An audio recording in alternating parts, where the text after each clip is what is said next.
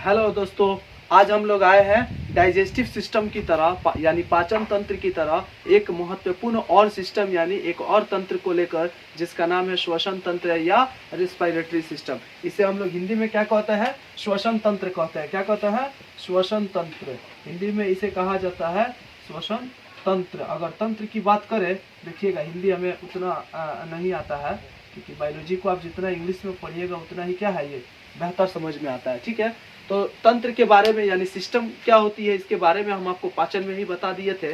अगर इसमें फिर से तंत्र के बारे में अगर बताया जाए तो ये वीडियो बहुत लंबा हो जाएगा। इसलिए मैं चाहता हूं कि आप तंत्र के बारे में अगर जानना चाहते हैं कि तंत्र क्या है तो आप पाचन की वीडियो को देख लें। ठीक है, चलिए हम लोग शुरू करते हैं। रेस्पिरेटरी सिस्टम क्या होती है? सबसे पहले रेस्पिरेशन समझे कि रेस्पिरेशन है क्या, तब ना एक सिस्टम समझेंगे। तो रेस्पिरेशन जो होती है जीवों द्वारा, कोई भी जीव है, चाहे वो एक कोशिकीय हो चाहे वो बहुकोशिकीय हो। एक कोशिकीय और बहुकोशिकीय ये कोशिका के आधार पर जीव जंतु को बांटते हैं, एक कोशिकीय जीव और बहुकोशिकीय जीव। अगर हम जीव की बात करें तो कोई भी जीव हो, कोई भी जीव हो, चाहे वो मल्टी सेलुलर हो चाहे वो यूनिसेलुलर यानी एक कोशिकीय हो या बहुकोशिकीय हो, वो हर जीव जंतु श्वसन की क्रिया करते हैं। अब उसके श्वसन की क्रिया करने के लिए कुछ प्रमुख अंग होते हैं, हम लोग उसके बारे में भी डिस्कस करेंगे। लेकिन सबसे पहले हम लोग समझ ले कि जीव जंतु जो श्वसन करता है आखिर इसको करने की क्या जरूरत है। ठीक है, तो रेस्पिरेशन एक ऐसा या एक जैव प्रक्रम का भाग है। जैव प्रक्रम यानी लाइफ प्रोसेस, उसके बारे में भी हम आपको वीडियो बनाए हैं। यह एक लाइफ प्रोसेस है, यदि जीव जंतु इसे ना करे तो वो जिंदा नहीं रह सकते हैं, उनका जीवन का अस्तित्व मिट सकता है। इसलिए रेस्पिरेशन, आप सोचिए ना, आप अगर अपने श्वसन की क्रिया को बंद कर दे, आप जिंदा रह सकते हैं? जी नहीं रह सकते हैं। यानी आप रेस्पिरेशन की क्रिया को करेंगे तभी आपका जीवन संभव है। तो समझिए, रेस्पिरेशन जो होता है सजीवों द्वारा या जीव जंतुओं द्वारा, सजीवों द्वारा या जीव जंतुओं द्वारा ऑक्सीजन और CO2, किसका किसका? ऑक्सीजन और CO2 यहाँ पे समझाते हैं। देखिए यहाँ पर जीवों द्वारा, किसके द्वारा? जीवों द्वारा CO2 एंड ऑक्सीजन। अगर हम ऑक्सीजन को इधर लिखे या CO2 को, इससे कोई फर्क नहीं है, हम लोग दोनों का डिस्कस करते हैं। जीवों द्वारा CO2 और O2 का आदान प्रदान, क्या चीज? आदान प्रदान करना ही क्या कहलाता है? श्वसन कहलाता है। आदान प्रदान करना ही श्वसन कहलाता है। श्वसन क्या है? तो सजीवों द्वारा CO2 और O2 या O2 या CO2 का आदान प्रदान करना ही श्वसन कहलाता है। समझ में आ गया आपका श्वसन क्या है? समझिए, यह श्वसन करने की, श्वसन से हमारे बॉडी का टेम्परेचर क्या रहता है? मेंटेन में रहता है। अगर आप सोचिए, आप सांस कोई आदमी की मृत्यु होती है तो उसका बॉडी धीरे धीरे ठंडा क्यों हो जाता है? उसके अंदर ना ब्लड सर्कुलेशन हो रहा है, ना वो श्वसन की क्रिया कर रहा है, जिसकी मदद से उसका जो बॉडी ये सब रुकना करना बंद हो जाता है काम, तो हम लोगों उन लोगों का बॉडी क्या हो जाता है? ठंड हो जाता है। आप सोचिए, आप कभी मास्क वगैरह पहनते हैं तो लगातार श्वसन की क्रिया के दौरान क्या होता है कि आपको पूरा पसीना यहाँ पे जम जाता है। ऐसे क्यों होता है? तो हमारा जो मुख से जो हमारा जो श्वसन के द्वारा के पश्चात जो गैस निकलता है वो सब गर्म होती है। वो सब क्या होती है? गर्म गैस होती है, जिसके कारण ये सब हमें गर्मी महसूस होती है। तो सबसे पहले समझिए कि हम लोग समझ गए कि रेस्पिरेशन यानी श्वसन है क्या। रेस्पिरेशन की क्रिया जब होती है तो जब हम लोग ऑक्सीजन को लेते हैं तो ये हमारे बॉडी में या ब्लड के साथ जाकर ग्लूकोज को क्या कर देता है? ये ग्लूकोज को तोड़ देता है, उसको अपघटित कर देता है। देखिए यहाँ पर जब हम श्वसन की क्रिया करते हैं तो C6H12O6 ये किसका सूत्र है? तो ये ग्लूकोज का सूत्र है। आप लोग जानते हैं ना? अरे जानते हैं ना जी, इसको ग्लूकोज का सूत्र है। तो ये ग्लूकोज का सूत्र को जब मिल जाएगा ऑक्सीजन, तो ये इसको देखिए, स्थिर का मतलब है रिएक्शन। स्थिर का मतलब क्या बताता है? ये कि ये यहाँ पे क्या हुआ? रिएक्शन हुआ। तो ये रिएक्शन के पश्चात ये किसमें टूटता है? तो कार्बन डाइऑक्साइड के 6 अणु, जल के 6 अणु, ये H2O मतलब जल, ये केमिस्ट्री में आपको पढ़ना है, जल के 6 अणु, और साथ साथ कैलोरी ऊर्जा। कैलोरी ऊर्जा के बारे में हम न्यूट्रिएंट्स में पढ़ाए हैं कि कैलोरी ऊर्जा किसमें सबसे ज्यादा मिलता है? कैलोरी ऊर्जा। सोचिए ना, आप श्वसन की क्रिया, कोई आदमी दौड़ के आता है तो उसका बॉडी क्या होने लगता है? एकदम सांस जल्दी जल्दी लेता है। क्यों जल्दी जल्दी लेता है? क्योंकि उसकी बॉडी का एनर्जी लॉस हो चुका है। अब वो जल्दी जल्दी सांस लेगा तो उसका एनर्जी यानी ये जो कैलोरी ऊर्जा है श्वसन के पश्चात जो मिलता है, ये क्या हो जाएगा? ज्यादा मिलेगा। इसीलिए चलिए ये समझ में आ गया। अगला चीज है ब्रेथिंग या रेस्पिरेशन लिखा है। हम आपको ब्रेथिंग या रेस्पिरेशन समझा दिए हैं। अब श्वसन यानी सांस लेने को ही हम लोग ब्रेथिंग भी कहते हैं। श्वसन ब्रेथिंग भी कहते हैं सांस लेना।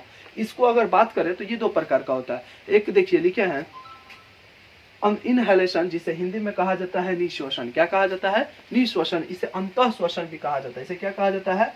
अंतः श्वसन भी कहा जाता है। देखिए हिंदी में जो है ना कई सारे वर्ड का कई सारा मतलब निकलता है, लेकिन इंग्लिश में एक ही होता है, इनहेलेशन। ठीक है, अगर इसे इसकी बात करें निश्वसन की तो ये होगा बाह्य श्वसन। ये क्या होगा? बाह्य श्वसन। क्या होता है? बाह्य श्वसन भी इसे कहते हैं। तो अब देखिए इसका एक ही अर्थ होता है इंग्लिश में, एक्सहेलेशन, यानी जीव द्वारा, वैसे जीव द्वारा ऑक्सीजन को लेना, जीव द्वारा ऑक्सीजन को लेना। मानव की बात कर रहे हैं हम। जीव में कई सारे भी जीव आते हैं, कुछ तो CO2 को ही लेते हैं, तो उसको आपको नहीं देखना है। हम CO2 वाले के नहीं बता रहे हैं, हम मानव का बता रहे हैं। मानव द्वारा ऑक्सीजन को लेना और CO2 को छोड़ना, ऑक्सीजन को लेना, CO2 को छोड़ना, रेस्पिरेशन होता है मानव शरीर में। तो अब हम जब अंदर की ओर ऑक्सीजन को लेते हैं तो ये क्रिया कहलाएगी इनहेलेशन, यानी ऑक्सीजन को अंदर की ओर लेना, इनहेलेशन। देखिए इन मतलब अंदर, हाइलेशन मतलब ले लेना, इन मतलब अंदर, हाइलेशन मतलब ले लेना। तो जब जीव जंतु ऑक्सीजन को ले लेता है तो ये क्रिया कहलाती है इनहेलेशन। इनहेलेशन के पश्चात जो जीव जंतु होते हैं वो ऑक्सीजन को कितना लेते हैं? अगर बात किया जाए O2 की, चलिए मैं लिख देता हूँ सारा सीरियल वाइज। ठीक है, अगर O2 की बात किया जाए तो जीव जंतु O2 को कितना लेते हैं, CO2 को कितना लेते हैं और N2 को कितना परसेंट लेते हैं। तो ऑक्सीजन की जो परसेंटेज होती है वो 21% वो ग्रहण करता है। जब आदमी इनहेलेशन की क्रिया करता है तो बॉडी में ऑक्सीजन कितना जाता है? 21% जाता है। और CO2 की अगर बात करें तो ये 0.03% ग्रहण करता है। कितना परसेंट? 0.03%। देखिए 0.03%। अगर नाइट्रोजन की बात करें तो ये 78% हम लोग ग्रहण करते हैं। लेकिन अभी हम लोग समझेंगे, ये तो हो गया इनहेलेशन। इनहेलेशन के पश्चात इतना, लेकिन जब एक्सहेलेशन होता है, यानी जब हम श्वसन की क्रिया के पश्चात जो गैस छोड़ते हैं उसमें इन सभी के अंदर से क्या निकलता है? O2 निकलेगा। जो अंदर गया भाई वो बाहर भी तो आएगा। तो अंदर जब O गया, CO2 गया और N2 गया तो ये सब बाहर भी आएंगे। तो O2 की परसेंटेज हो जाती है 17। O2 की परसेंटेज हो जाती है 17। अगर CO2 की बात करें तो इसकी परसेंटेज हो जाती है 4, इसकी परसेंटेज हो जाती है 4। अगर N2 की बात करें तो इसकी परसेंटेज 78 की 78, यानी N2 का कोई प्रभाव नहीं पड़ता है, केवल और केवल प्रभाव पड़ता है ऑक्सीजन और CO2। देखिए यहाँ पर ऑक्सीजन 21 था, यहाँ पर 17 हो गया। अब देखिए इसमें 4% की लगभग कमी हुई ना। अभी हम लोग पढ़ेंगे कि रेस्पिरेशन के पश्चात ये 4% गया कहाँ। ठीक है, अभी समझिए ये इनहेलेशन और एक्सहेलेशन समझ में आया? चलिए इसे आप नोट कर लीजिए। तो चलिए देखते हैं अगले टॉपिक्स को। क्या है इसमें? है कि मानव शरीर में हम लोग ब्रीथिंग और रेस्पिरेशन को समझ लिए, इनहेलेशन और एक्सहेलेशन। जब इनहेलेशन और एक्सहेलेशन होता है तो इन सभी यानी रेस्पिरेशन को क्रिया को संपन्न करने के लिए एक अंग होता है, उस अंग का नाम होता है फेफड़ा। जैसे हमारे शरीर में फेफड़ा है, फेफड़ा न रहे तो हम लोग श्वसन की क्रिया नहीं कर सकते। तो क्या सभी जीव जंतु को फेफड़े की जरूरत है? नहीं। अगर हम बात करते हैं तो मछली की अगर देख ले, देखिए मानव में क्या है, आप कह सकते हैं मानव में क्या है? तो फेफड़ा है, जिसे हम लोग लंग्स कहते हैं, फेफड़ा। अगर हम बात करें मछली की या जलीय जंतु की, मछली या जलीय जंतु या जीव की, तो जलीय जीव में ही आते हैं मछली। तो मछली की बात करें तो उसमें गलफड़ पाया जाता है। अब उसको देखिएगा, गलफड़ समझते हैं? मछली को देखिएगा ना, ये खुलता है, बंद होता है, इसी को गलफड़ कहते हैं। तो गलफड़ पाया जाता है मछली में श्वसन की क्रिया करने के लिए। अगर केचुआ की बात करें, केचुआ समझते हैं? केचुआ को किसानों का मित्र भी कहा जाता है। क्लास 8 में पढ़ना है, चैप्टर नंबर 3 में फसल उत्पादन एवं प्रबंधन में, कि केचुआ को किसानों का मित्र भी कहा जाता है। तो केचुआ जो होता है ये अपना श्वसन किसकी मदद से करता है? तो त्वचा की मदद से। अगर मेढक की बात करें तो मेढक भी देखिएगा आप, कभी कभी पानी में रहता है और कभी कभी बाहर रहता है। तो पानी में रहेगा, पानी में रहने वाले जीव जंतु किससे सांस लेते हैं? गलफड़ से। और जमीन में फेफड़ा से। तो अब देखिए कि मेढक जो है ये फेफड़ा से लेगा कि लंग से? वो अपने मॉइस्चर स्किन यानी त्वचा से श्वसन की क्रिया संपन्न करता है। समझ में आ गया ये? चलिए अब इसको मिटा दें। अब हम लोग पढ़ते हैं दूसरे टॉपिक्स को। क्या है वो? है कि श्वसन की क्रिया के दौरान यानी श्वसन जो तंत्र होता है, श्वसन जो रेस्पिरेटरी सिस्टम होता है, इसमें कौन कौन से अंग मेन होते हैं, इसके बारे में हम लोग डिस्कस कर लें। चलिए देखते हैं श्वसन तंत्र का प्रमुख अंग कौन कौन होता है, यानी जो श्वसन रेस्पिरेटरी सिस्टम होता है इसमें मेन पार्ट कौन कौन होता है। तो देखिए हम लिखे हैं कुछ पॉइंट्स के नाम, सबसे पहला है नासा छिद्र। नासा छिद्र आप समझते हैं किसे कहते हैं? अब देखिए, जिस तरह पाचन तंत्र में सब सीरियल वाइज था, उसी तरह इसमें भी सीरियल वाइज।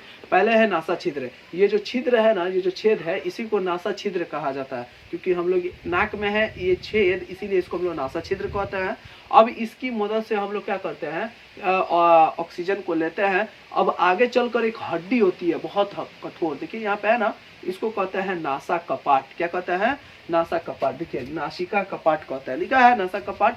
तो अब इस नासिका कपाट के अंदर म्यूकस भरा होता है। म्यूकस समझते हैं? यह एक चिपचिपा द्रव पदार्थ होता है। ठंडी के दिनों में ये सर्दी के रूप में निकलता है, जिसे देहात में, गांव के लोग या बिहार में इसे पोटा कहा जाता है। समझते हैं? ये नासिका कपाट यानी म्यूकस पदार्थ निकलता है। अब इस नासा छिद्र के अंदर छोटे छोटे बाल होते हैं, छोटे छोटे बाल जो धूल कण को रोक देते हैं यहीं पर, और म्यूकस, नासा कपाट म्यूकस को निकाल कर उसे क्या कर देता है, बैठा देता है नाक पर ही, फिर आदमी उसे साफ करके निकाल देता है। इसके बाद आता है ग्रास नली। ये ग्रास नली आगे आकर ये एक पॉइंट पर मिलते हैं, ग्रास नली, जिससे श्वसन आते हैं, ऑक्सीजन आता है। आगे आकर एक पॉइंट पर मिलते हैं, उस पॉइंट को स्वर तंत्र या इपिग्लोटिक्स कहते हैं। आपको हम पढ़ाए थे कहाँ पर?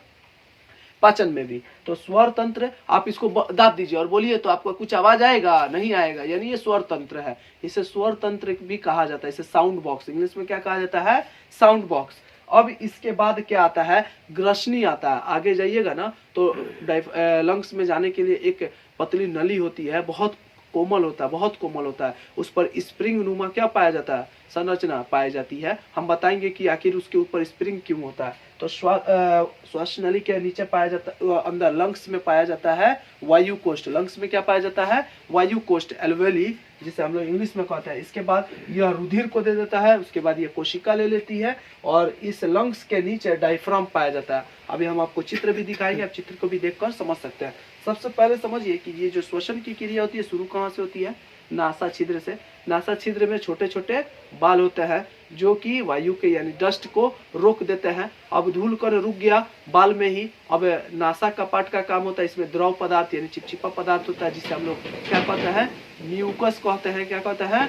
म्यूकस। अब यही म्यूकस उस धूल कण को बैठा देता है, सुखा देता है, आदमी उसे साफ करके निकाल देता है। और यह म्यूकस ठंडी के दिनों में ज्यादा मात्रा में निकलने लगता है, जिसे गांव के लोग या बिहार में इसे कहा जाता है पोटा। क्या कहा जाता है? पोटा। समझते हैं ना, बच्चे लोग बहुत ज्यादा निकालते हैं। तो समझिए, इसके बाद ये आता है ग्रासनी से होते हुए, श्वसन नली से होते हुए। अब ये आएगा कहाँ पर? साउंड बॉक्स के पास। अब साउंड बॉक्स के पास पाया जाता है इपिग्लोटिक्स, जो ब्रेन इसको कंट्रोल कर रहा है कि क्या बोलना है, क्या कहाँ पर कौन जाएगा, सबको कंट्रोल। तो मास्टरमाइंड हमारा क्या है? ब्रेन है। अब ब्रेन इसके कंट्रोल को करके रखा है। अब यहाँ से होते हुए आता है किस पर? ट्रैकिया द्वारा। किसके द्वारा? ट्रैकिया द्वारा, जिसे हम लोग श्वसन नली कहते हैं। समझिए, यहाँ पर सबसे पहले हम ऑक्सीजन को लिए नासा छिद्र, हम इसे क्या कहाँ से लिए? नासा छिद्र से। नासा छिद्र से हम ग्रहण किए, स्वर तंत्र के पास आया, स्वर तंत्र इसको पहचान किया और भेज दिया कहाँ पर? हमारा लंग्स में यानी फेफड़ा में। अब समझिए कि जो ऑक्सीजन आता है इसके ऊपर है स्प्रिंग बना है। ये स्प्रिंग देख रहे हैं आप? ये स्प्रिंग क्यों बना है? ये स्प्रिंग इसलिए बनाया जाता है क्योंकि ये बहुत कोमल होता है, क्योंकि ये क्या होता है? बहुत कोमल होता है। अब आप ऑक्सीजन को लीजिएगा तो ये फूल जाता है, ऑक्सीजन को लीजिएगा तो ये फूल जाता है, लेकिन जब ऑक्सीजन चला जाता है ना तो फिर सट जाता। अगर ये नहीं होता तो सट जाता। तो आप सांस लेते लेकिन छोड़ नहीं पाते, क्योंकि आगे का रास्ता बंद हो जाता। तो आप छोड़ पाते? नहीं छोड़ पाते, सट जाता। इसीलिए ये स्प्रिंग को लगाया जाता है, जैसे ट्रैकिया कहते हैं। ये इसलिए लगा दिया जाता है ताकि ये बाहर की ओर यानी ये सटे नहीं, ऑक्सीजन आए और जाए, कार्बन डाइऑक्साइड जाए, इस प्रकार ये चलते रहता है। तो श्वसन नली से होते हुए ये कहाँ पर आता है? तो लंग्स में आता है। इन दोनों का क्या नाम है हमारा? इस दोनों का क्या नाम है जी? इसका नाम है लंग्स। क्या नाम है? लंग्स। फेफड़ा। क्या है? फेफड़ा। अब इस फेफड़े में ये जो देखिए गुब्बारे नुमा संरचना बना है, गुब्बारा, ये गुब्बारे को कहा जाता है वायु कोष्ठ। क्या कहा जाता है? वायु कोष्ठ। इसी में हवा भर आता है, जब हम लोग लेते हैं ना तो सारा हवा इसी में चला आता है। अब देखिए इसमें कई सारे नर्व पाए गए हैं, ये जो निकाले है ना, ये जिससे ये वायु कोष्ठ जिसमें लगा, ये नसें हैं, ये सब क्या है? नस है। अब ये नस डायरेक्ट कनेक्ट होता है दिल से, ये दे देता है ऑक्सीजन किसको, ब्लड को, ये दे देता है किसको, ब्लड को। हम आपको पहले ही बताए थे कि जब हम श्वसन की क्रिया करते हैं इनहेलेशन तो ऑक्सीजन लेते हैं 21%। तो जब 21% आया तो अब ये हवा वायु कोष्ठ को दिया, वायु कोष्ठ दे देगा रुधिर को, देखिए रुधिर इसे कहते हैं ब्लड। अब ये खून को दे देगा, तो खून क्या करता है, ब्लड को ले जाकर हर सेल को दे देगा, देखिए कोशिका को दे देगा। अब ये कोशिका लेता है, अब ये बांटेगा ऐसे थोड़ी जी, ब्लड को दे देगा तो ब्लड में पाया जाता है हीमोग्लोबिन, वो उसको देगा ऑक्सीजन हर सेल को। हर सेल खाना अपना खुद बनाता है, पावर हाउस, हम लोग उसको सेल के बारे में भी पढ़ेंगे।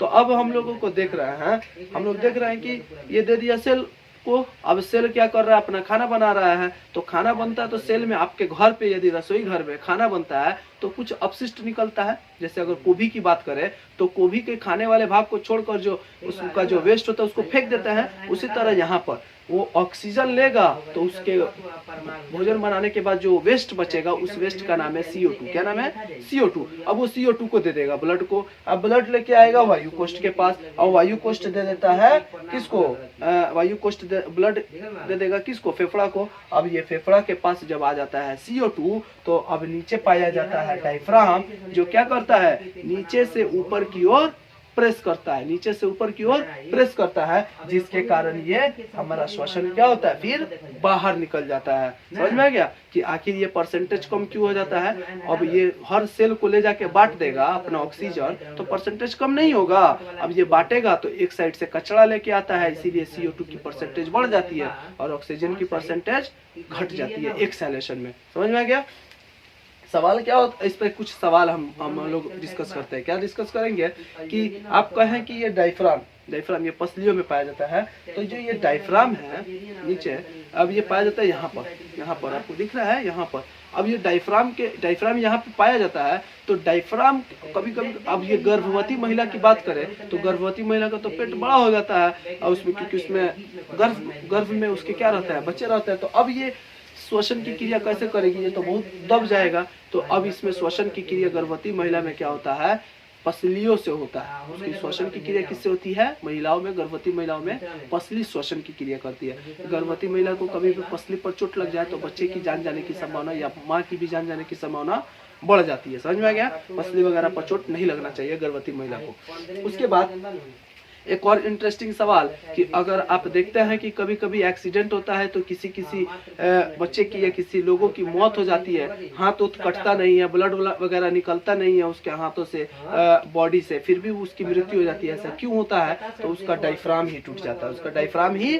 टूट जाता है। ये एक मांसपेशी की बनी होती है। किसकी बनी होती है, मांसपेशी की, बहुत कमजोर होता है, टूट जाता है। अब ये श्वसन आएगा लेकिन ये जाएगा नहीं, जिस प्रकार इसके कारण हमें क्या हो जाएगा, अब श्वसन आता जाएगा, छोड़ नहीं पाएंगे। तो लोगों को सांस लेने में दिक्कत होता है तो ऑक्सीजन लगा देता है, लोग डॉक्टर के पास ICU में जाइएगा तो। समझ में आ रहा ना। तो अब ये डायफ्राम जब ज्यादा सीरियस हो जाता है तो पाइप वगैरह लगा देता है कि पाइप से आप ऑक्सीजन की श्वसन की क्रिया करें। समझ में आ रहा है। अब एक और इंटरेस्टिंग इसमें सवाल कि आखिर हम जब भोजन को करते हैं, एक सवाल है कि आखिर हम जब भोजन को करते हैं तो हिचकी क्यों आती है। ठीक है, तो समझिए, जब हम देखिए हमारा ब्रेन है मास्टरमाइंड, जब हम लोग भोजन को ग्रहण करते हैं तो श्वसन की भी क्रिया करते हैं। अब भोजन और श्वसन की क्रिया अगर दोनों एक साथ हो रहा है तो ब्रेन दोनों को कंट्रोल कर रहा है। अगर आप अपने दिमाग को किस में लगा देंगे, मोबाइल में, तो क्या होने लगता है कि अब ये इसके पास पाया जाता है एपिग्लोटिक्स, ये अपने संपर्क को छोड़ देगा किससे, ब्रेन से। अब ब्रेन ऑर्डर देना छोड़ देता है कि भात है कि कुछ ही है। अब ये एपिग्लोटिक्स अपने से पहचान करने लगता है। ये कब पहचानेगा, भात को पहचान देगा हवा, हवा को पहचान देगा भात है। अब क्या होगा, चावल को जाना चाहिए अमाशय में, चल जाएगा फेफड़ा में। अब फेफड़ा के नीचे पाया जाता है डायफ्राम, ये देखता है, अरे सोच रहा है भात कहाँ आ रहा है इधर, भात को लगता है नीचे से मारने, अचानक से हिचकी आ जाता है। हमें समझ में आ गया हिचकी क्यों आती है। तो ये आज का हमारा रेस्पिरेटरी सिस्टम खत्म। अगर ये वीडियो अच्छा लगा हो तो लाइक, शेयर, सब्सक्राइब और कमेंट जरूर करें। कमेंट इसलिए कहता हूँ करने के लिए ताकि इसमें अगर कोई पॉइंट्स छूटा हो या कोई आपको नहीं समझ में आया हो तो आप इसे कहिएगा, तो हम लोग और वीडियो को अच्छा बनाएंगे। आपका एक लाइक बहुत मोटिवेट करता है इस टाइप का वीडियो बनाने में।